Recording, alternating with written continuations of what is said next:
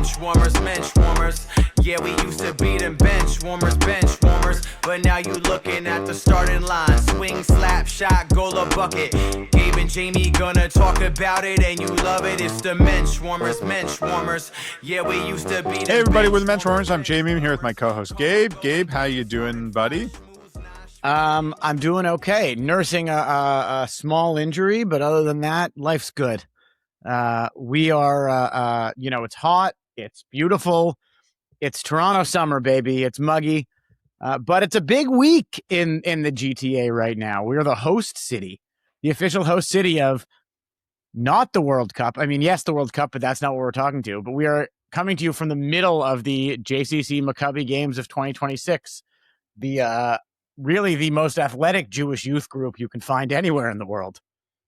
Yeah, pretty exciting. There are young Jews from all over coming to play some sports in Toronto.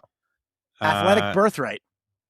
Yeah, that's right. And we have an interview coming up in the second half of this interview of this episode, Gabe, that you were able to conduct with one of those athletes and coaches. Tell us a little bit about that. Yeah, so it was I was being double-headed. It was a double-header interview. I could say double-teamed. It's a basketball term. I was being double-teamed in the basketball sense by a friend of the pod, met him before, the rare guest who is also a LinkedIn connection of mine, Tamir Goodman. Jewish Jordan himself. Jewish Jordan himself. Off air, we did a little kibitzing about Coach Pearl, Coach Thorpe, other famous Jewish basketball legends, coaching legends, and playing legends. Heard a lot about Tamir's life in Israel. And we also got a surprise from 12-year NBA veteran who has apparently a lot of family in Israel. We get to this. We talk about it. Ricky Davis. Wow. Ricky Buckets himself. Very cool. When I was in high school and I hope he's listening. When he was playing, I wanted the Raptors to sign Ricky Buckets so badly. He was one of my favorite non-Raptors for a good portion of my 15 to 20-year-old basketball fandom. Right. Definitely a very cool basketball player in his day.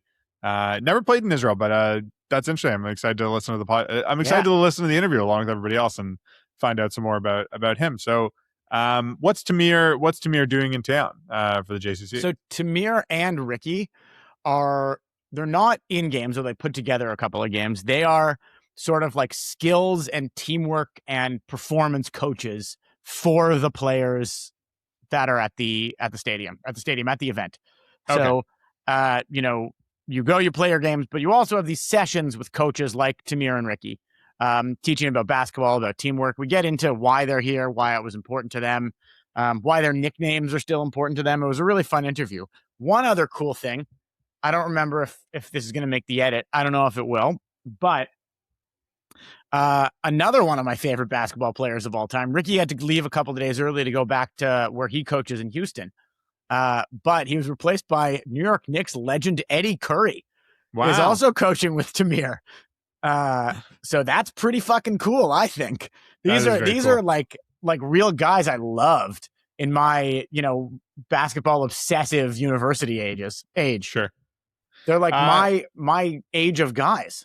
That's very exciting. Very cool to follow along with the JCC Maccabi social media pages. See all the athletes that are playing.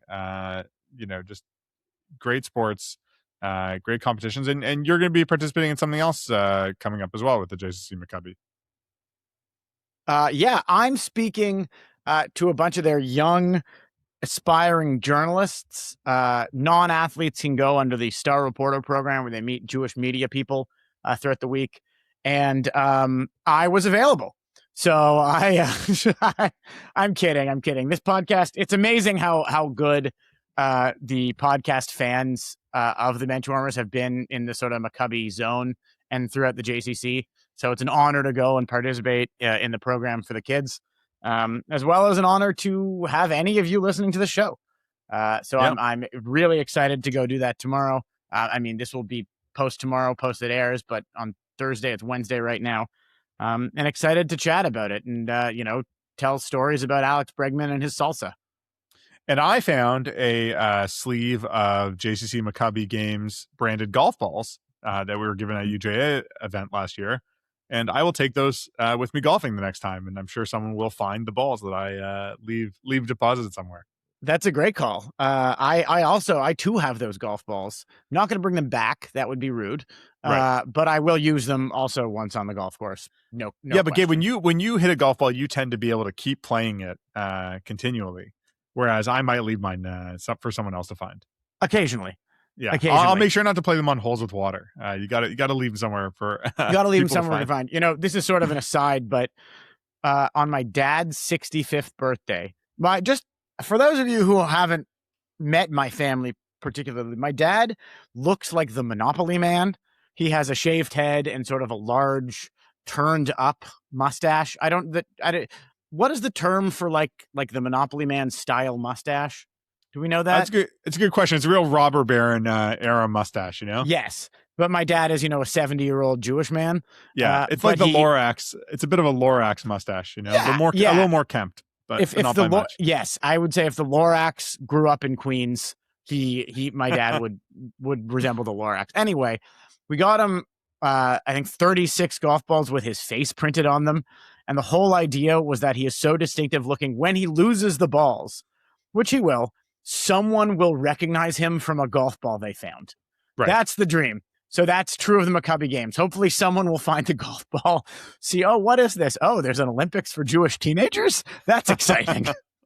Yeah, golf ball advertising is great. It's just like the gift that keeps on giving. I have golf balls in my bag, like I bought secondhand, that are advertising all kinds of things that, Papua Bay, which I will never be lucky enough to play in all likelihood, it is heavily featured on many 4A Strixons I've bought off pricegolfballs.com.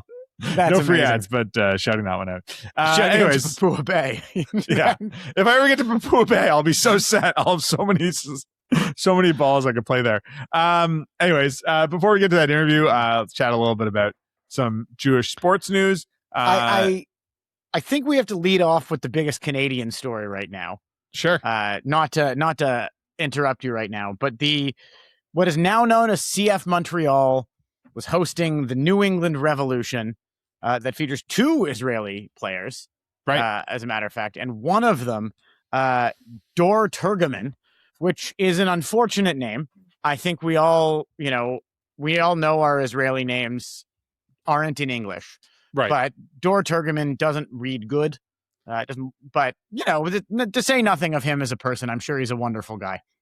Yeah, and he's a big Israeli prospect. He's been on the U20, U18 teams. I think they paid a significant posting fee to get him. He's only 22.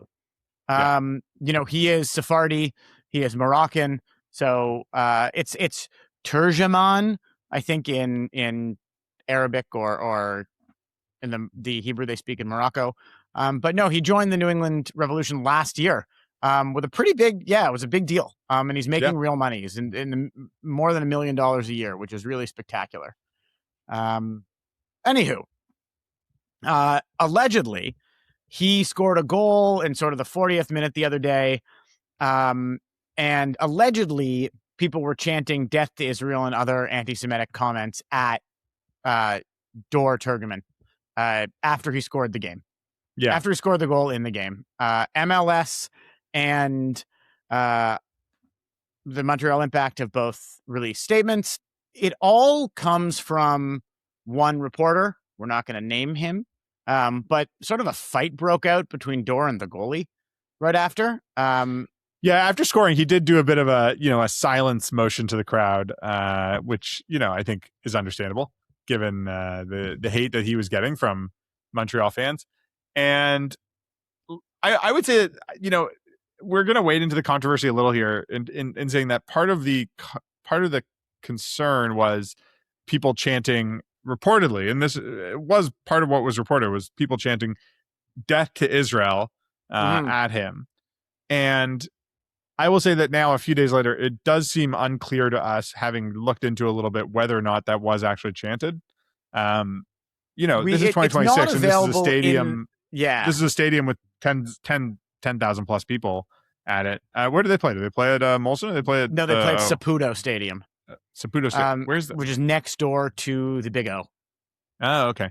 Anyways, but it is plausible that the fans were cheering in French "Tout le monde déteste l'Israël," or the whole world detests Israel, I guess it would be, and that this might have been misheard as death to Israel and detest Israel and death to Israel to someone who doesn't have vernacular. I'm going to say, Montreal French in their forethought. I don't know. I mean, I'm not saying that I'm not saying one way or another. I'm not reporting this. I wasn't there. I haven't watched all the video available that I'm sure the Impact and MLS are probably taking a look at. But it's unclear. The absence of evidence in this case, I'm going to suggest, is sort of the evidence of absence. Yeah, we don't know. Also, Turgeman hasn't said anything. Right. Which is a bit surprising of it. I don't know if people have asked him, but we can't find any information about it. Yeah, it does seem like there was obviously chanting directed at him. It doesn't seem like that's unclear. Chanting things that are anti-Israel against an Israeli player, I think is pretty anti-Semitic in the first place. You can cheer against a player without demeaning their heritage or their country. Any of their the things that we would in Canada call protected characteristics, essentially. You know what I mean? Doctor, lawyer, man. All right. I'm just saying, like, you can make fun of someone you can criticize someone, you can cheer against an opposing player, and there's ways to do it that are accepted, and there's ways to do it that are offensive.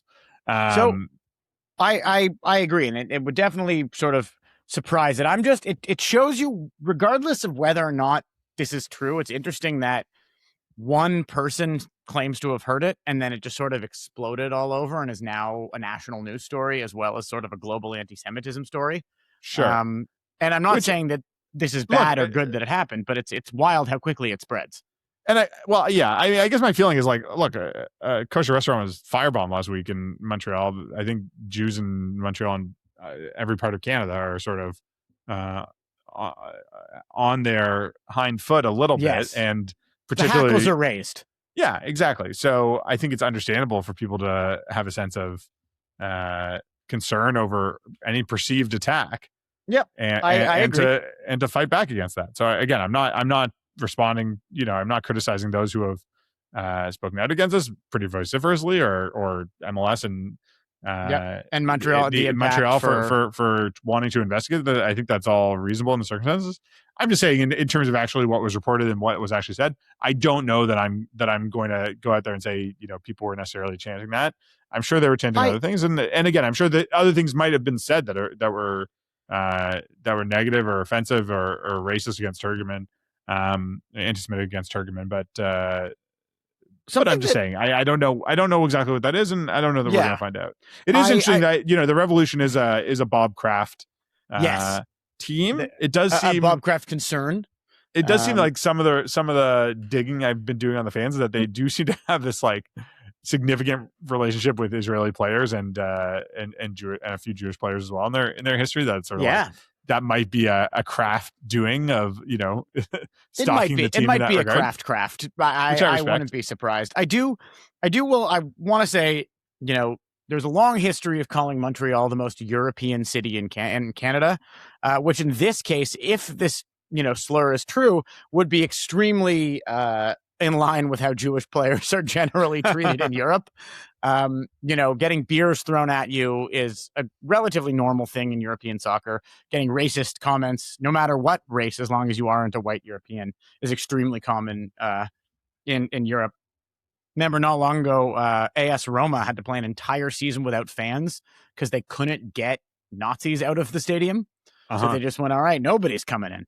So it would be a bummer to see that sort of soccer racism move its way over to North America. I will say that a lot of American soccer fan groups seem to be proudly and claim to be anti-racist and anti-fascist, which is all well and good, but they seem to have a lot of the same iconography and behavior as the outspoken fascists of European soccer fandom. So it's interesting how similar they look, yet different they say they are. For those really, ultras groups. What we're missing is that in the European cities, they have the competing interests. Like usually there is one Democrat team and one fascist team in a city or something like that, right? Like some historically left team and historically right team. But in the MLS, there's only one team. So it's sort of like, I'm sure it has to take all comers. Yeah, I think so too. I mean, there's Toronto FC and Montreal, I guess would be the local ones. I think there's like a very big, I think Montreal Impact before the MLS started might have been like the Italian community team. It's been owned by the Saputo family for a long time. Who I will call the big cheese of Montreal, unironically, as he is a very successful cheese seller. Sure. I do, so there could be some cultural differences in there. Not saying it proves anything, but there might be what we might say might be over the line, could, be some warped fun Italians are having. I don't think this is it, but there's all sorts of possibilities. What could have caused this? And we're still not, maybe I'm just in denial. We're still not the level of depravity that is common in European soccer. Yeah. There's one thing I want to end with about this story before we move on. And I think I don't want to presuppose that this is intentional or not. However, the CBC, the Canadian broadcaster, assigned a reporter to cover this story, and that reporter's name, Julia Israel. Makes you think. There you go. Makes you think. Think. I'm just amazed that anyone Jewish works for the CBC. I actually don't think she's Jewish. I think she's. I think that's the closest they could get to a Jewish reporter. She is just a Mike Jacobs all-star of the CBC. And I guess if there's a silver lining to this, and you're inclined to root for one team or another, New England is in third place, and Montreal is in 14th. In the Eastern Conference. So it's going well for New England and Dor Turgeman. He has been scoring like pretty well. I think he's been quite good. 4 goals and 4 assists in 17 matches. So pretty solid for the young Israeli. I mean, again, 22 years old. So I think there's a lot in store there. And who knows? I mean, we've talked about this before. Israel could be qualifying for a World Cup. They could be. I mean, Turgeman will be a very big part of it if and when that happens. They had a real shot last time. I mean, they came a few games away from getting out of their group or having a chance to qualify. So, especially if they expand, certainly Israel would be right on the precipice there. Always tough to get through in Europe, but pretty cool to see that happening. I mean, I guess there was some slight other soccer news affecting a Jew, which is that baby Gianni Infantino's plan to, I guess, sell a portion of FIFA's licensing rights, like sell a portion of the, like turn the World Cup into a for-profit enterprise. Right, was mostly supposed to be going, or a big portion of that was going to be sold to Josh Kushner, American businessman and brother of Trump's son-in-law Jared Kushner, and son of noted criminal Charles Kushner. What's really wild to me is that we now have a controversy of Josh. He had a while where he was sort of quietly not the controversial brother. But now he's got something else going on, which is, this is a problem. Yeah. But I guess nothing happened because all of the football federations protested this and were in, open rebellion to FIFA, and FIFA seems to have backed off of this cockamamie scheme. So, good luck to Josh Kushner and whatever else he moves on to next. Whatever cockamamie sports money-making scheme he comes up with next. I mean, he owns a piece of the Heat. I mean, he's still heavily involved in the sports world. I think he's done other stuff as well. But we'll see what happens next. I mean, I guess owning a piece of FIFA would be nice for anyone. He is married to a supermodel who converted to Judaism, which is pretty exciting. I mean, they've got a couple of Jewish kids. They're they're I guess the less bad Kushner part of the Kushner family, allegedly, but say what you will about that.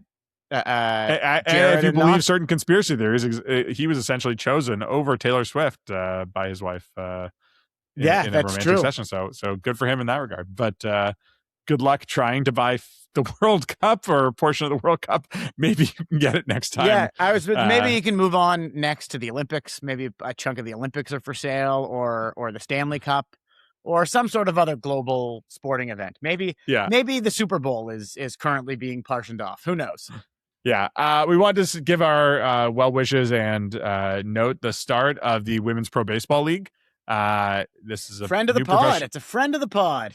Yeah, it was started by Justine Siegel, who was on our guest on our podcast talking about it and her life in baseball as a coach and player last year. They are doing a sort of, I don't say like trial run, maybe not exactly the right word, but it's 4 teams representing 4 different cities, but they're playing all the games in Illinois, in Springfield. And they just had their first set of games. I think there's more games coming up in the next little bit. And very excited to see. I saw some clips of it. The quality of the players certainly seems top notch. It's the best women in the world basically playing baseball. And I think there's the idea of slow expansion next year, add a few more teams kind of thing, hopefully play some games and if in the cities they're representing. If you want a Canadian connection, beyond that, sort of an advisor on the advisory board is Cito Gaston, former Blue Jays manager. So that's pretty exciting.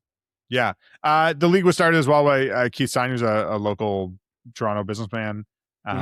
So there is a Jewish connection in terms of, all the people organizing it, and, check it out. It's good baseball if you could find coverage of it. I think it's on ESPN in the States. I'm not sure in Canada if it's being broadcast. It might be a TSN Plus, but I believe it is somewhere on ESPN in the States. So check it out. In other baseball news, sort of, again, this is not a great story, but Giant center fielder Harrison Bader has lost one from the league this week for the year at least. But okay, so just to set the stage here, Harrison Bader is out with a plantar fasciitis injury, which is a part of the foot, right? It's like the fascia. Who had the bad plantar fasciitis? I can't remember. It happens to basketball players a lot. I mean, this is a deep cut, but I think I remember it happening to Blue Jays pitcher Ted Lilly. Oh, okay. I feel like Dwayne Wade might have missed half a season with plantar fasciitis. Anyways, right. Managed Chris Paul. Anyways, the point is a foot injury. It's foot inflammation injury. I think there was already the idea that he was going to be out for most of the rest of the year, if not the entire rest of the year. But then he might have had a few pops, it sounds like, and got onto a couple of barley sodas. And he got onto a scooter. I haven't seen necessarily whether it was a motorized scooter, but I'm assuming it was like a lime type thing. One of those. And he then crashed into a fire truck. Listen, whomst among us has not drunkenly crashed their scooter into a fire truck at 2 a.m? Yeah, of course. I've done things of that nature. When I was 17 and my net worth was negative, I felt like I was on top of the world. I could do whatever I want. Harrison Bader, on the other hand, is under contract for 2 years at $10 million a year. Yes, and unfortunately for him, he hit 170 this year. Yeah. So I'm sure the Giants would love to not pay him the remaining $11 million on his contract. They're already not going to pay him for the rest of this season. That's done. Right. They're not happy with him, and they're suspending him and not paying his salary. It remains to be seen whether they can get out of the deal for next year. I guess if I was the MLB Player Association, certainly they have bigger fish to fry right now because there may not be baseball season. There might not be baseball next year. But if I was the MLBPA lawyers, and they don't need my legal advice on this. If you could just put your lawyer hat on for a second. Sure. Then I would say if he's ready to play come next spring, they don't have any basis to void his contract, because even if he acted recklessly or did something that he shouldn't have been doing or re-injured himself or anything, if it doesn't stop him from playing baseball, they don't have a reason to void his contract and avoid paying him the $10 million. But I am not a labor lawyer, so I don't really know whether or not that's a compelling argument. That's certainly the one I would take. And I would think at the very least there would be some negotiation or resolution on that. But who knows? I would say that soured the relationship enough that I don't know that we'll see Harrison Bader in a Giants jersey again, a Giants uniform again. As you said, he was hitting, I'm going to say slightly under his weight this year. Yes. Which is not great, but no, he had a pretty solid 2025. He still, I think, has plus value as a defender. For any team that's going to hire him. Who knows? Jays need a center fielder next year.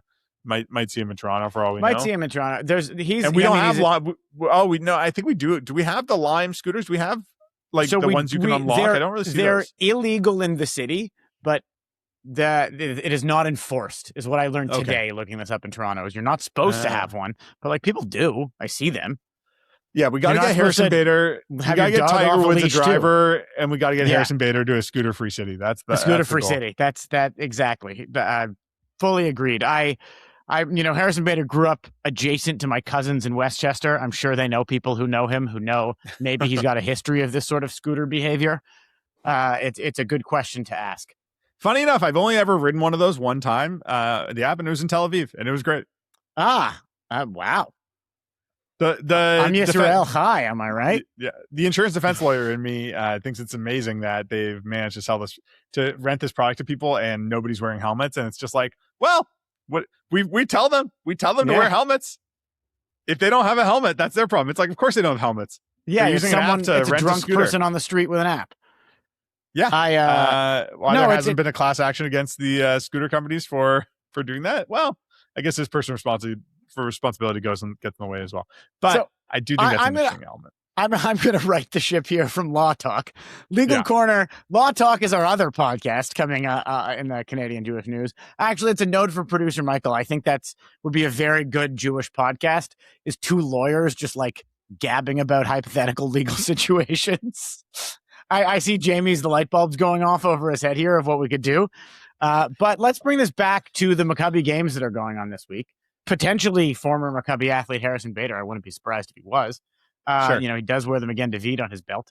But let's get to our interview with Tamir, with Jewish Jordan and Ricky Buckets.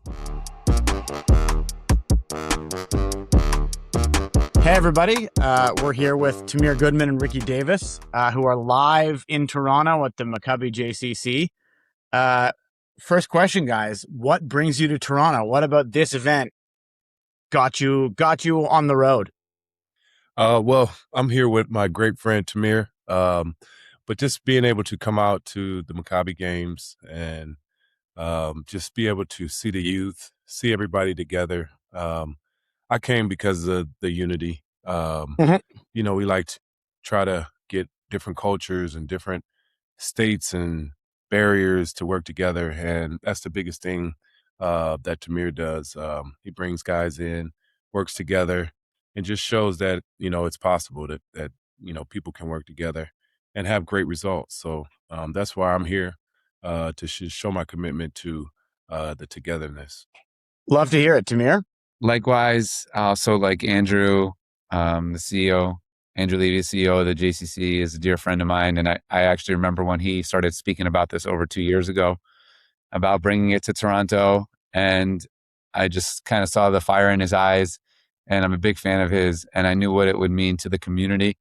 And it's just so absolutely incredible to see the whole thing come together. The team did an amazing job. The athletes are incredible, and I'm just glad Ricky's here, and our good friend Eddie Curry's coming later today. So I think our job on the basketball end is just to bring the kids together and inspire them on and off the court. And thankfully, like Ricky said, the results are really great. We see the kids getting a lot better, and they're having a good time, and they're establishing new relationships. So I want to dig into that a little bit. You mentioned, Ricky, that you're here with your close friend Tamir. Tamir, you have been sort of the face of Jewish basketball for a long time. I think you still wear the Jewish Jordan moniker from time to time. Perhaps you guys could both take me through your journeys of how you got into this particular part of your careers. I mean, Ricky, you had a long NBA career. Tamir, you played all over the world and coached all over the world. What did the last 3 years look like that wound you right here? What are you doing other than this, and why now? Yeah, for right now, I'm in Houston. I'm training, coaching, have my youth program, and also doing my foundation.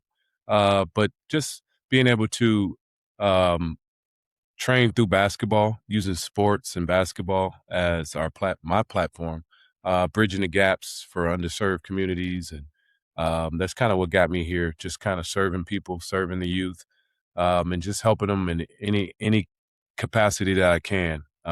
That's my main goal. But through basketball's taken me a long way all over the world. It's done a lot of things, make great people. So to be able to show them that, basketball can take you a long way, and can do great things for you. So that's kind of why I'm here, and that's my why. Tamir?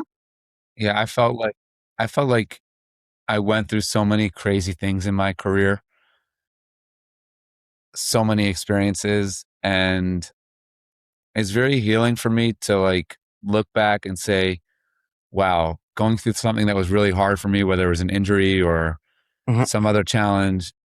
At the time, it was like really hard for me to understand why I'm going through it. But now looking back, I think it's very healing for me to like work with thousands of players and say, maybe I went through that 20 years ago so that this time around I could help this kid in this situation. I learned something when I was in a similar situation. How can I benefit a player now that hopefully they won't have to go through something like I went through and their career could be a little bit smoother in some ways. So I think that's very healing for me, like just being able to help and like Ricky said, serve. And, I have a camp in Jerusalem every year, and Ricky was over at our camp in Jerusalem. And when Andrew, and I were speaking about the Maccabi games, I just felt like he would be such a great person, coach, mentor, to be part of this. And I'm so glad that he's here and the kids get to learn from him as well and everything that he went through in his career. So I think it's like very healing. I feel like we feel like we're reaching our God-given potential in this world by like sharing what we went through. And I think like for basketball players, that's a great feeling of satisfaction. It feels like you're doing what you're supposed to be doing. I do want to ask you both, just because we sort of skipped over it. How'd you guys meet? Like, what brought you together? Where was it? When was it? Like, have you known each other a long time? Tell us that story. Yeah, we met through another good friend of ours, Bradley, that just kind of connected us together. He works with athletes in Israel, and just being able to have NBA players and ex-basketball professionals come to the camps in Jerusalem, work with Tamir, and being able to go out there and visit. When he came to me and asked me, did I want to come to Jerusalem? I said, oh, of course. I have family down there, my cousins, my aunts, and, so I always hear the stories about Israel and how beautiful it is. So it was finally great It's to get to amazing. see It's amazing. my cousin Israel and also get to work with the youth down there. And just to see that basketball is just a worldwide game that, like I said, bridges the gaps between people. And are your cousins Israeli? How'd they wind up in Israel if not? Yeah, they're Israeli now. I think my aunt left about 45, 46 years ago. She's been wow. there ever Yeah. since I was born. So they're Israeli. They're there. I think I have 4 or 5 cousins there, 2 aunts and 2 uncles. Well, that's a lot of So, family. That's amazing. Yeah. Yeah, it's pretty. Yeah. Pretty big family. And Tamir, what's your side of the story? I feel like I'm an observant Jew that graduated from a predominantly African-American Christian school, actually. And then I went to college, and my roommate was a Muslim basketball player, Muhammad. And then I played professionally with people from all over the world. And I just felt like those relationships were such a great blessing in my life that oftentimes people don't get, because we might tend to just stay in our own like little corner sometimes. So I felt like I wanted to share that great blessing with other people, and through basketball, bring so many different people together from so many different backgrounds, because it's so magical. Actually, the more diverse we are, seemingly, the more one we really realize we are. And I think like that is such a special blessing. And one of the messages I try to teach our athletes through basketball. So every year we try to bring different people together through basketball and create community. And I actually think like JCC Toronto is a shining example of that. And I know that's one of the pillars of this JCC. And it's so, they say one of the hardest things in the world is like to get an idea to actually happen. And it's just so cool to see that it's actually happening right now. And thousands of kids are involved and having a great time here, and they get to learn from great coach like Ricky. And very, very blessed and very thankful. And they also say like the most meaningful, most special moment of the world is this moment right here. So we're really just soaking it in and enjoying it and realizing it come into fruition, and thankful for the opportunity. Oh, it's amazing. I mean, are you guys watching any of the games specifically? Do you have any like in-game role, or is it just purely for the coaching aspect, like the training and the practice and the sessions? We did a game with the access athletes, the special needs athletes. Yep. That was very special for us. That's amazing. And then we catch like the end of some games and stuff before our clinics. We're mostly doing clinics, but if there's like some overlap, then we get to watch a couple games for a couple of minutes. But we're basically doing the clinics and trying to do skill development. Yeah. It's one thing I find, to your point a second ago about, a universal language, I find that with sports and Judaism especially, is that anywhere you are in the world, if you meet another Jewish person, you have something in common and something to talk about and, something that connects you. And I think the same as if you play the same sport. You could be, in a neighborhood in the Philippines or on the beach in Brazil. And if you play basketball, like people you can hang out with and get a game going. And basketball is great. I've always loved it because it's easy to play. If you have a hoop and a ball, like you can have as many people as you can to play. And that's why I think getting everyone from all over North America and the world to Toronto, especially because Toronto as a city reflects a lot of those same ideals. What are you hoping to see from either the games or the kids? Like, what, in an ideal world, you leave here, go back to Houston, go back to Jerusalem, and you say, that was the greatest week of my year. What would make it that? Yeah. It's just the kids that are here, the people that are here. It's just like a magical feeling. Everybody's working together from all moving parts, from the people who put it together, to the security, to the bus drivers, to the hotel. Everybody's just, together. Everybody's on the same page, knowing the same agenda is to do this. Kind of like basketball, we have this team of different people put together, but we're in it for one goal, to win one game. And it's like a team. So for me, it's just beautiful to see everybody from all over the place, different cultures and different nationalities be able to come in a place that's, diverse itself to be able to work together. It's just amazing to see, and I would love to be back next year. Tamir? Yeah, I think physically, just seeing the players get better after the clinics, I think like ultimately athletes want to improve every day. They want to get better. They want to feel like they're getting better. So I feel like when they're on the court with us, I like when the clinics are over, I saw that they got better in that session, so that makes me happy to see that the little details that we were trying to teach them, like they implemented. And then like emotionally and spiritually, I think some of the off the court messaging, like yesterday, we had like a panel discussion and we tried to like talk about the other side of basketball, or combining the physical with the spiritual and the emotional, because you care about basketball so much if you're a basketball player, right? So it like spills over to the other part of life, emotionally and spiritually, and trying to like enhance their lives that way. So I think it's all about like improving. Like I think it makes us really happy when we see the kids growing on the court, but maybe they picked up some life skills as well. And I think that's what makes it like the best week of the year for us, is seeing that hopefully we were able to impact the kids' lives positively. So you guys both, basketball has physically taken you a lot of places, right? You both left home to go play somewhere. You both played professionally in various countries on the world. Ricky, you played in China from what I remember. These are kids you're also working with who this might be their only time that basketball takes them somewhere. They might play on a travel team or they might play in college, but this is, it's a summit and you get that experience. And I think, it's sort of on you guys to make it as great as it can be for them and you. So I think that's amazing. I do have one last question. This one's a little lighter, but both of you, sort of, I would say, have two of the more iconic nicknames in basketball that I can remember. Jewish Jordan and Ricky Buckets. How often do you both get those on day to day? I get it more or less when I go into the basketball world. Kind of around a lot. Like nobody calls you really Buckets at the coffee shop? Yeah, nobody gonna call me Buckets at the coffee shops. But as I get more and more into the basketball settings and the guys that played against and went to war against, they start calling me Buckets.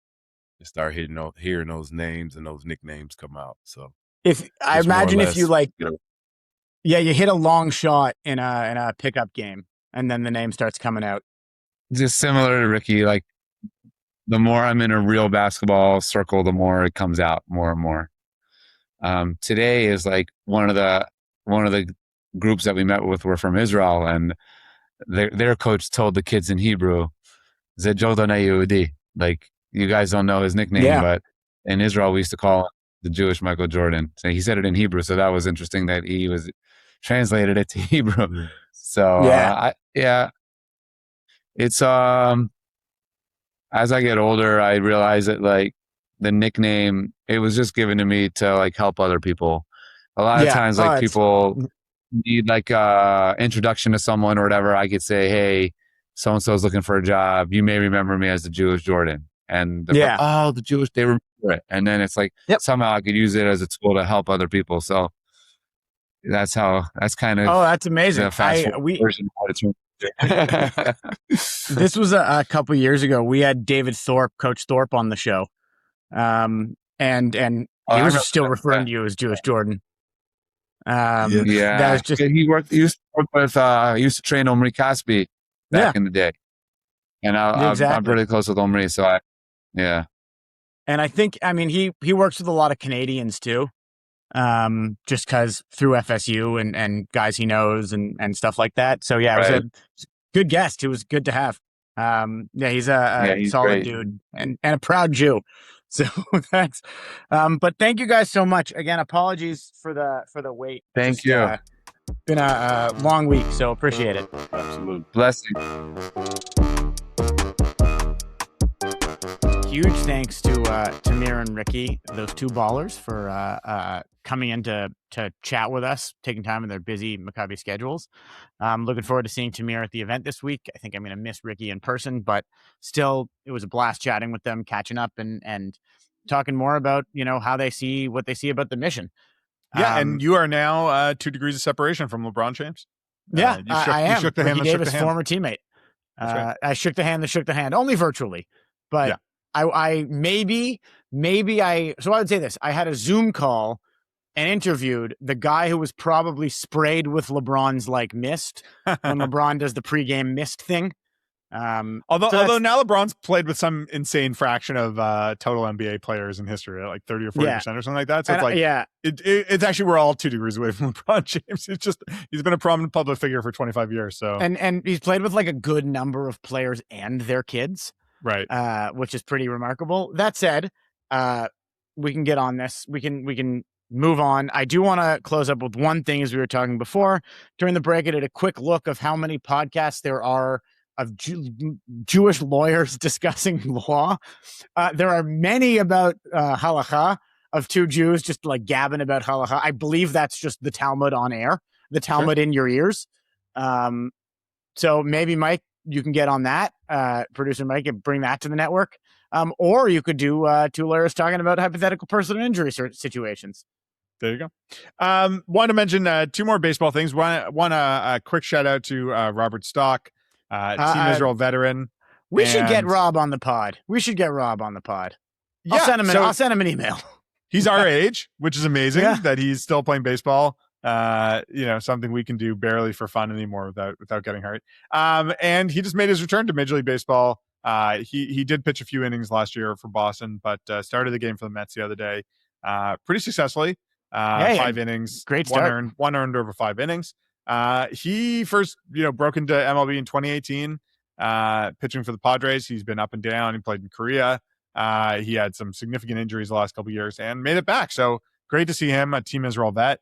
And another Team Israel alumnus, Dean Kramer, was recently traded from the Orioles to the Minnesota Twins, and he made his first start tonight for the Twins. As of the taping this, had, I think, 1 earned over 5 innings.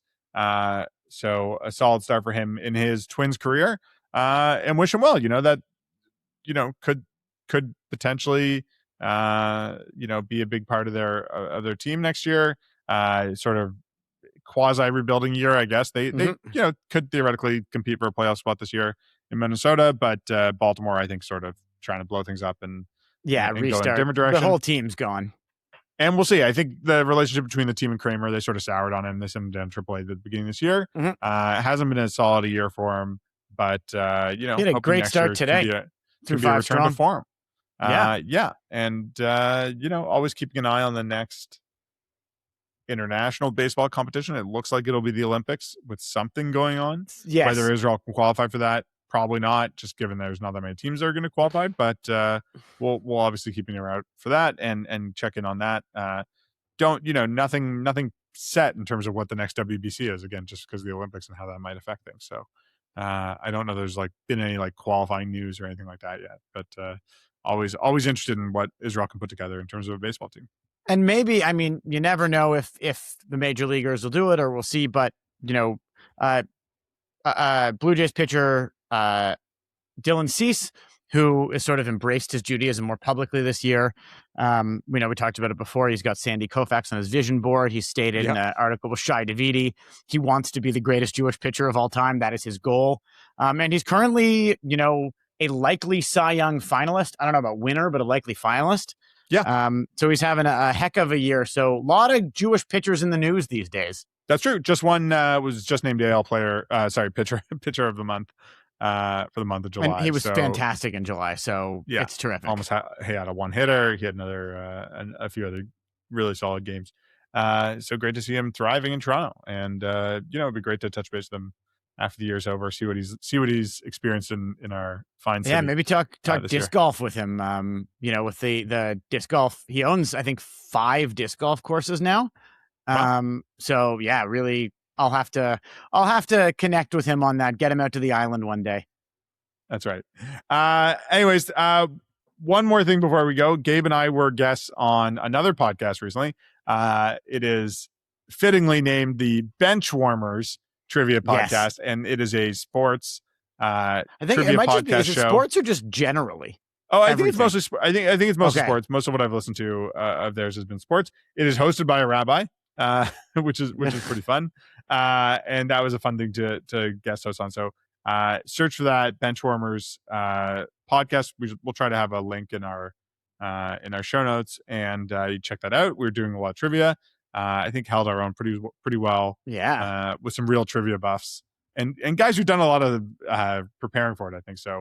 That was a lot of fun to do. I think we held our own. It was a blast, and it's lovely when people sort of it's lovely when we meet other sickos who are sickos about the same stuff as us.